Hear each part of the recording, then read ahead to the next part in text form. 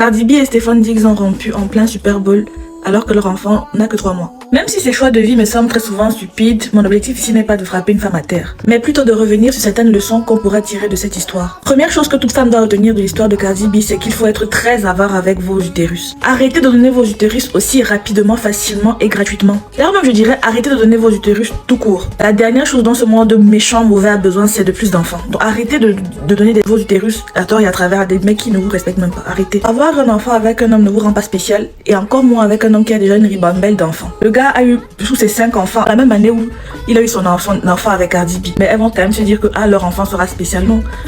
Vos enfants ne seront pas spéciaux et les hommes n'aiment pas les enfants tant que ça. Ils aiment que vous tombiez enceinte, ils aiment vous piéger, mais ils n'aiment pas les enfants. La preuve en est, ils ne s'en occupent jamais.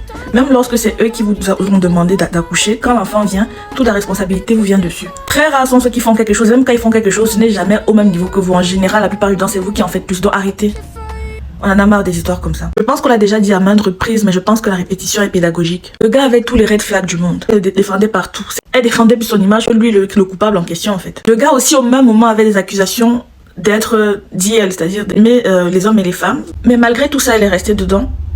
Malgré tout ça, encore une fois, c'est elle qui allait le défendre sur les réseaux. Son meilleur ami dit, allegedly, que Stéphane l'aurait agressé. Lorsque son meilleur ami a refusé, Stéphane a envoyé des gens pour le tabasser. C'est dire. On aurait cru que toutes ces accusations l'auraient fait partie Cardi B, mais non. Elle a encore allé sur les réseaux le défendre, dire que non, son mec n'est pas comme ça. Il faut voir comment elle le défendait.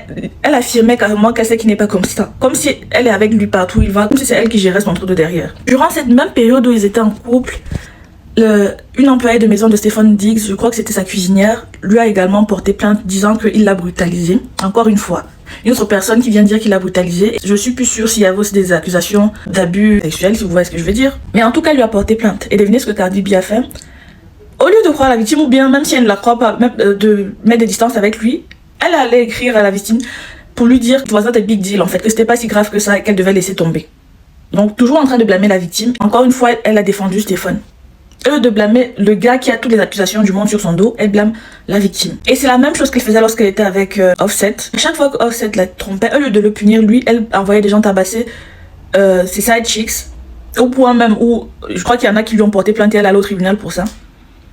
Bref, je crois qu'elle a une mentalité de pygmée, je pense que c'est pour ça. Je n'ai jamais pu accrocher avec elle. Bon déjà, je pense pas qu'elle soit si talentueuse que ça. Je suis désolée, moi je la trouve pas talentueuse du tout. Je suis pas forcément team Nicki parce que Nicki aussi me laisse indifférente. Mais Nicki, j'ai le sentiment qu'elle a quand même du talent, même si sa musique ne me dit rien. Et sa personnalité, je sais pas trop, ça me laisse indifférente.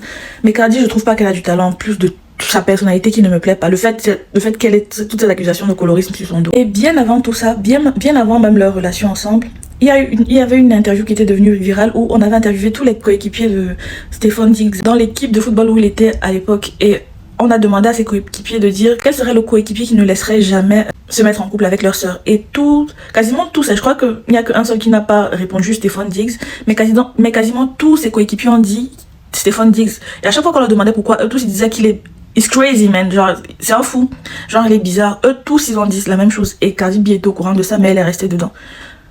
Donc partez au premier red flag. Mais elle n'a fait qu'accumuler les red flags. C'était pas qu'un seul red flag, c'était pas que 2 red flags, c'était pas que 3 red flags. C'était pas que 4, c'était toute une ribambelle de red flags en fait. Et c'est même pas des red flags. Je dirais pas léger parce qu'un red flag n'est jamais léger, mais c'était même pas des red flags anodins, c'est des trucs horribles que un mec qui a 1 milliard d'enfants, c'est horrible, c'est même pas une chose à laquelle il faut réfléchir. Un mec qui frappe les gens, qui est violent, un mec qui a des accusations d'être DL. Même si ce n'est qu'une accusation, normalement, toute femme devrait prendre ses jambes à son cou parce qu'un homme comme ça peut te refiler des maladies. Déjà, même qu'un homme seulement qui va avec les femmes, il te refile des maladies, mais quelqu'un qui va avec des hommes, c'est encore pire. C'est comme ça que beaucoup de femmes se sont retrouvées avec le sida en fait. Bref. Et la dernière chose sur laquelle j'aimerais attirer votre attention ici, c'est le fait de prendre le temps de guérir après une rupture / un divorce. Après avoir rompu avec votre copain ou bien après avoir eu un divorce avec votre mari, peu importe le titre de la relation, il faut prendre le temps de guérir, il faut prendre le temps de refaire le point. Et même si vous vous remettez avec quelqu'un après, même si c'est pour vous venger, parce que moi je suis pas forcément contre le fait de se venger, moi je suis rancunière comme je suis hyper rancunière. Toutes les relations de couple n'ont pas besoin de se terminer avec une preuve. Vous n'êtes pas obligé de quitter toutes vos relations de couple avec un enfant en fait. Si vous voulez absolument vous amuser ou bien juste rendre d'autres personnes jalouses, ce que je conseille pas forcément, mais je ne vais pas non plus juger quelqu'un qui le fait. Mais ne sortez pas de là avec un enfant en fait, faites tout pour ne pas sortir de là avec un enfant. Parce que ça aurait tellement pu être évitable, je ne sais pas comment elle a fait pour se retrouver dans cette situation. Après, il y a cette blogueuse qui s'appelle Jessie Woo qui a fait une vidéo où elle a lu un commentaire, c'est pas Jessie Woo qui l'a dit, mais elle a lu un commentaire d'un de ses abonnés qui disait que Cardi B a fait un revenge baby, donc un bébé pour la vengeance en fait. C'était pas Jessie Woo qui a dit ça, mais Cardi B s'en a prise à Jessie Woo et puis ça a soulevé cette polémique comme quoi elle s'en prend seulement aux femmes noires, ce pourquoi je suis d'accord, ce dont je suis d'accord, parce que c'est seulement avec les femmes noires qu'elle fait la dure, comme ça c'est seulement les femmes noires qu'elle harcèle sur les réseaux sociaux et qu'elle insulte sur les réseaux sociaux. Mais bref, toujours est-il que on dirait que limite qu'elle a fait un bébé pour se venger, parce que cette femme a déjà eu 3 enfants avant, elle sait comment éviter une grossesse. Est-ce que c'était vraiment inévitable?